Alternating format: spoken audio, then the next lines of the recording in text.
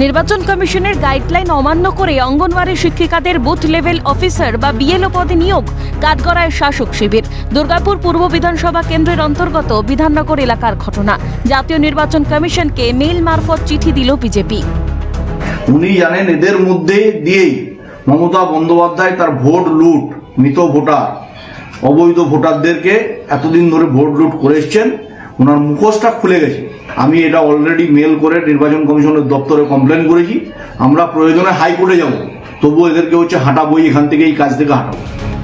276 নম্বর বিধাননগর কেন্দ্রের যে তালিকা ভাইরাল হয়েছে তাতে দেখা গেছে ভোটার তালিকা সংশোধনের জন্য বিএলও কর্মী হিসেবে অঙ্গনওয়াড়ি কেন্দ্রের 2 জন শিক্ষিকাকে নিয়োগ দেওয়া হয়েছে। একজন দুর্গাপুর বিধাননগর আম্মা কলোনির 64 নম্বর শিশু শিক্ষা কেন্দ্রের শিক্ষিকা রিঙ্কু মণ্ডল।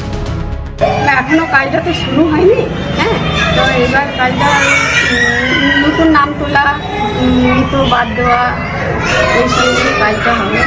আপনার সেই লিস্টটা আপনার কাছে এসছে? হ্যাঁ, লিস্টটা এসছে? না লিস্ট বলতে যেটা বিএলওর যে কাজটা, বিএলওর কাজটা না, ওই লিস্টটা এখন দেয়নি।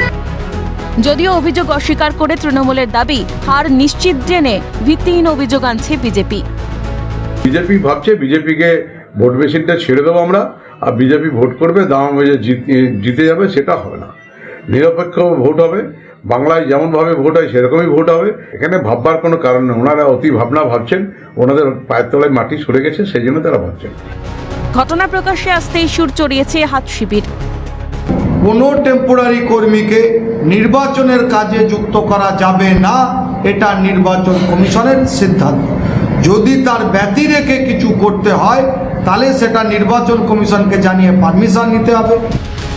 কমিশনের নির্দেশ, বিএলও পদে দায়িত্ব দেওয়ার ক্ষেত্রে শিক্ষক শিক্ষিকাদের সরকারি বেতনভুক্ত ও ডিএ প্রাপক হতে হবে, কিন্তু তাতে অঙ্গনওয়াড়ি কর্মী নিয়োগেই শুরু হয়েছে বিতর্ক। রাজেশ সেনগুপ্তের রিপোর্ট, ক্যালকাটা নিউজ।